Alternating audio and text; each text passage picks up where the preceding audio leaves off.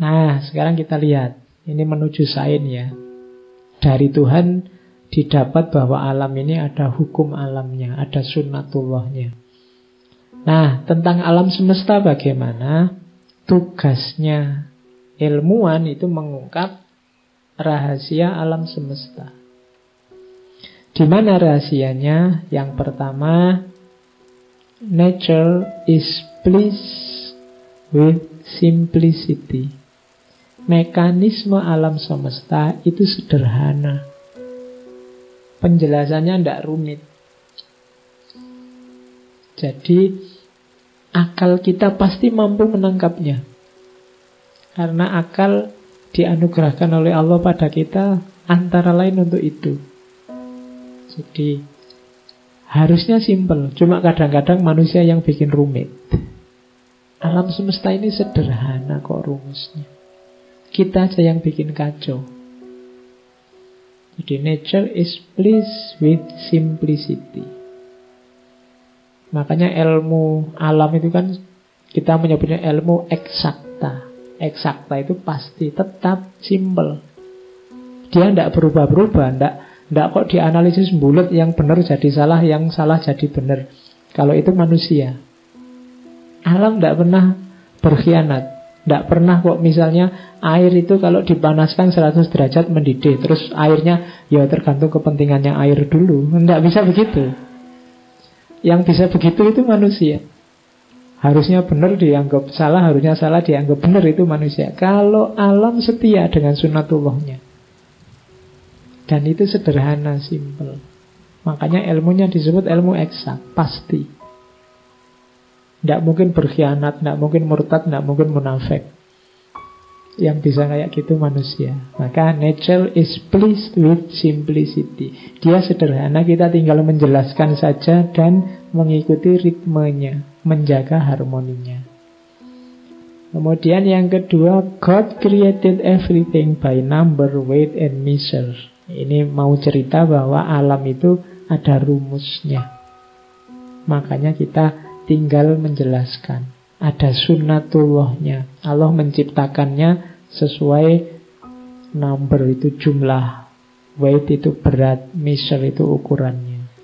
Masing-masing sudah ada patokan rumusnya. Ayo kita pahami. Kalau kita menguasai hukum alam, ya kita akan bisa jadi khalifahnya alam semesta. Tugas utama kita itu sebenarnya. Jadi cuma ya hari-hari ini kita akan kalah di bidang ini. Kita banyak terlambat. Sudah didului oleh Newton dan kawan-kawan. Cuma kita sekarang agak malu-malu gimana mau mengakui itu.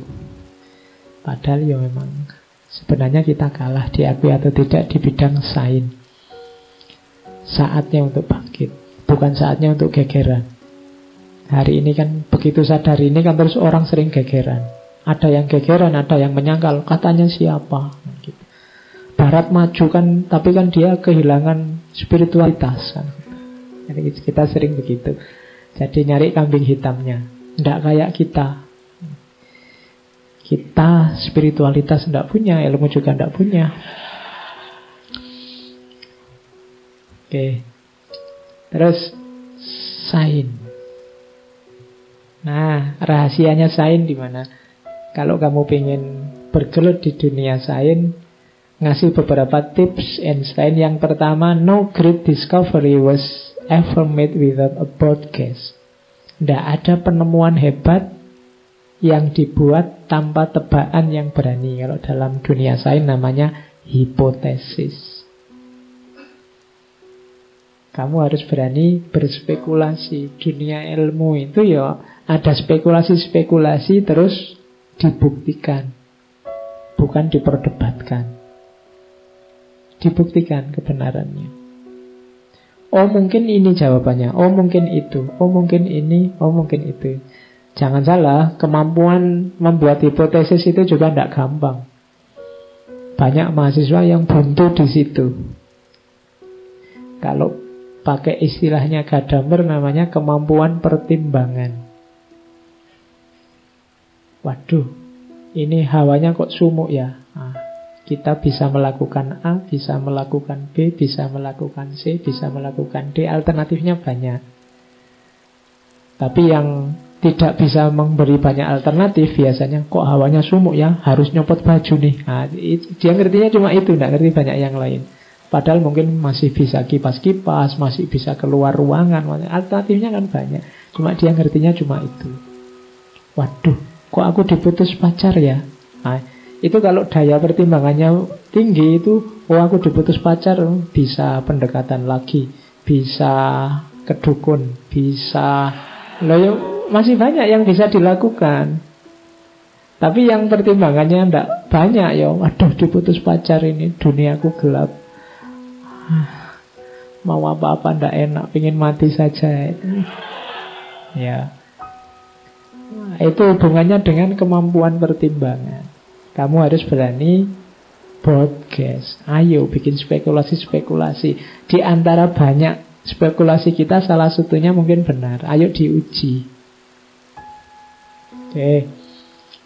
Jadi sains itu ya diawali spekulasi-spekulasi yang dikenal sebagai hipotesis, terus diuji, dieksperimentasi, nanti terbukti mana yang baik, mana yang cocok, mana yang benar.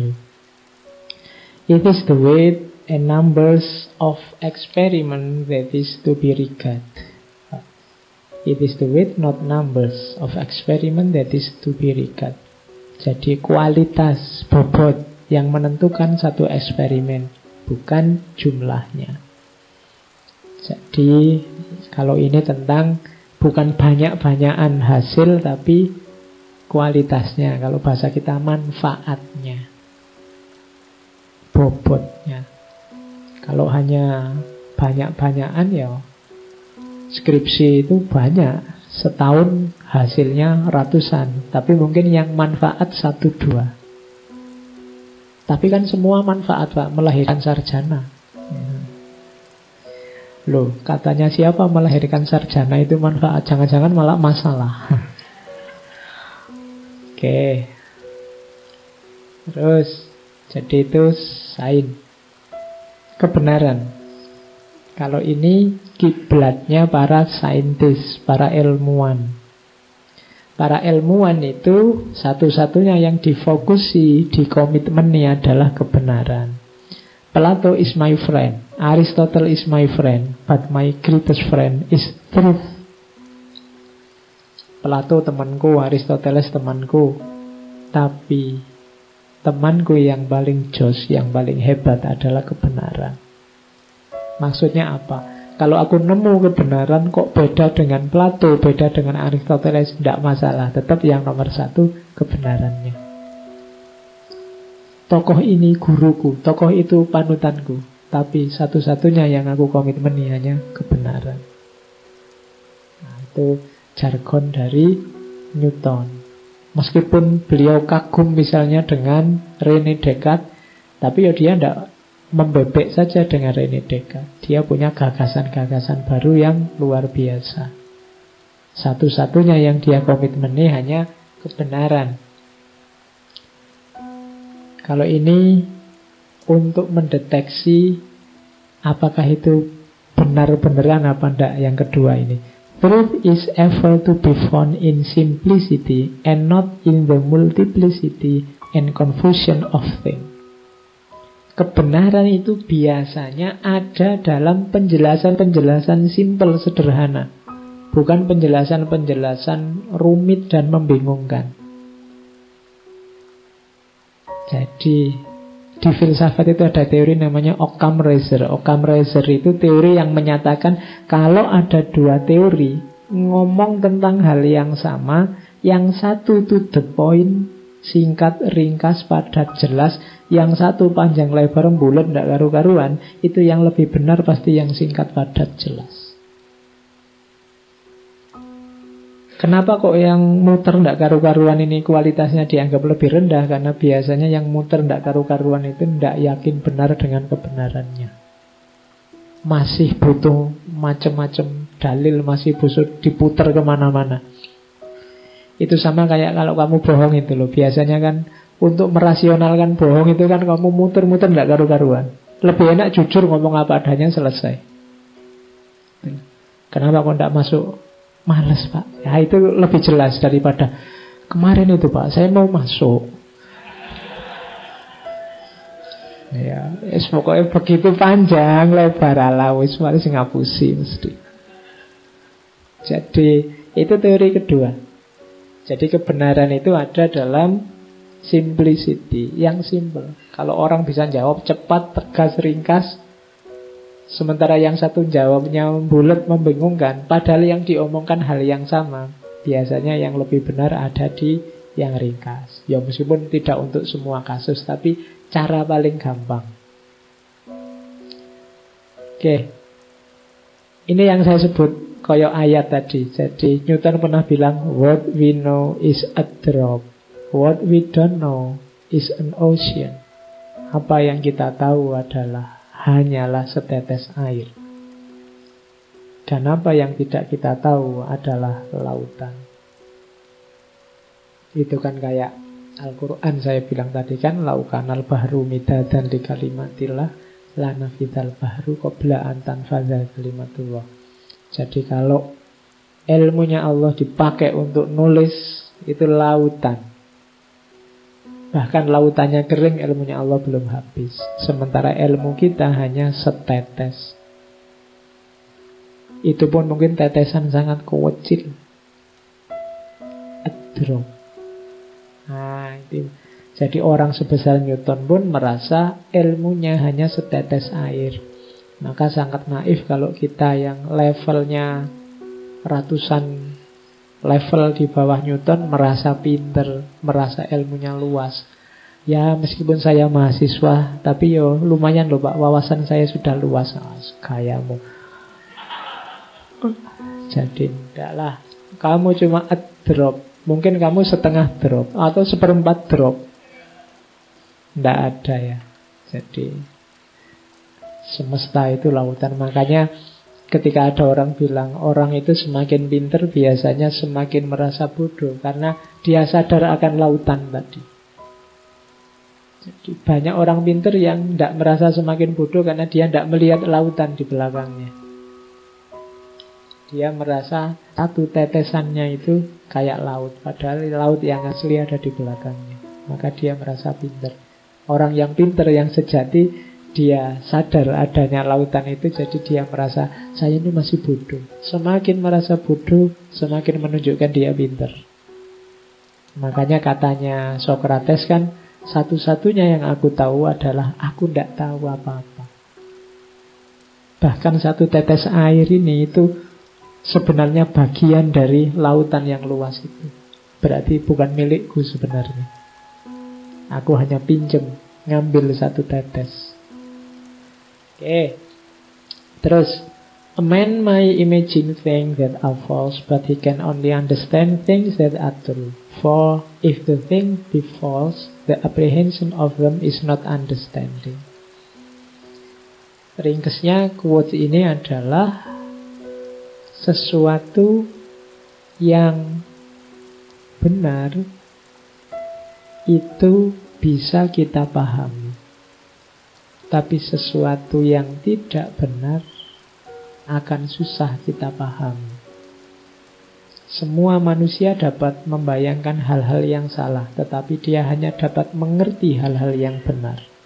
Karena kalau hal itu salah, biasanya pemahaman mereka bukan pengertian. Jadi kita tidak akan bisa memahami sesuatu kalau salah. Tentang hal-hal yang salah. Kalau kok ada sesuatu kok susah sekali kita pahami. Orang ngomong kita susah sekali memahami. Cara paling gampang untuk mendeteksi kesalahan itu di situ. Jangan-jangan ada yang salah. Kenapa? Karena kebenaran itu simple. Sederhana. Semakin bulat, semakin ruwet, itu semakin berjarak sebenarnya dari kebenaran. Jarak itu dibikin oleh keruwetan tadi. Padahal hakikatnya kebenaran itu simpel. Ya mungkin karena Newton ini kan dunianya banyak dunia ilmu eksakta yang tegas. Beliau mungkin belum belajar filsafat-filsafat yang baru sekarang itu, ilmunya tidak karu-karuan itu.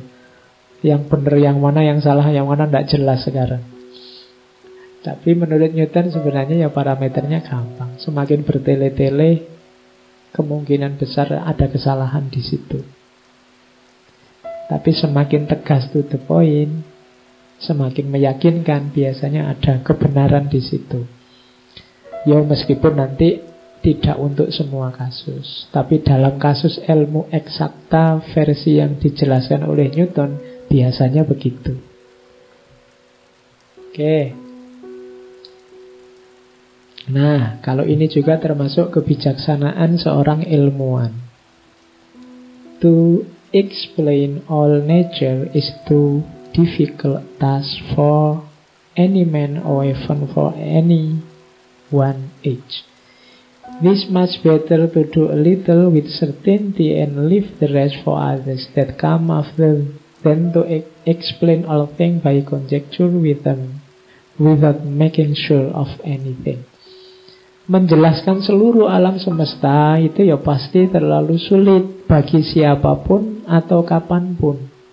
Akan lebih baik menjelaskan sedikit yang sudah pasti dan membiarkan sisanya untuk orang lain yang datang kemudian, daripada menjelaskan semuanya dengan kira-kira saja tanpa memberi kepastian apapun. Jadi ini himbauannya untuk para ilmuwan, kamu sadar dirilah, kamu itu manusia yang terbatas. Jangan berambisi ngerti semuanya, ingin menjelaskan semuanya. Biasanya orang yang berambisi semacam ini ingin pinter segala hal. Dalam banyak hal dia hanya menebak-nebak saja, mengira-ngira saja.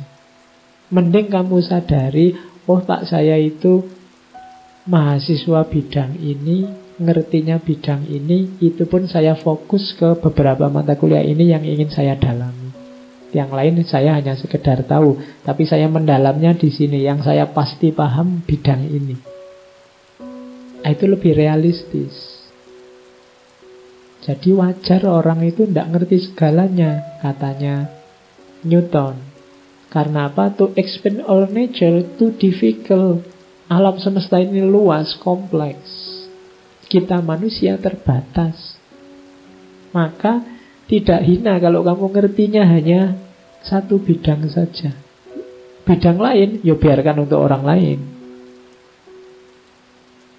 Ilmuwan lain menjelaskan sesuai perspektif mereka masing-masing. Yang biologi menjelaskan biologinya, yang psikologi menjelaskan psikologinya, yang astronomi menjelaskan astronominya. Jangan nekat mengklaim dirimu, saya Pak ngerti semuanya.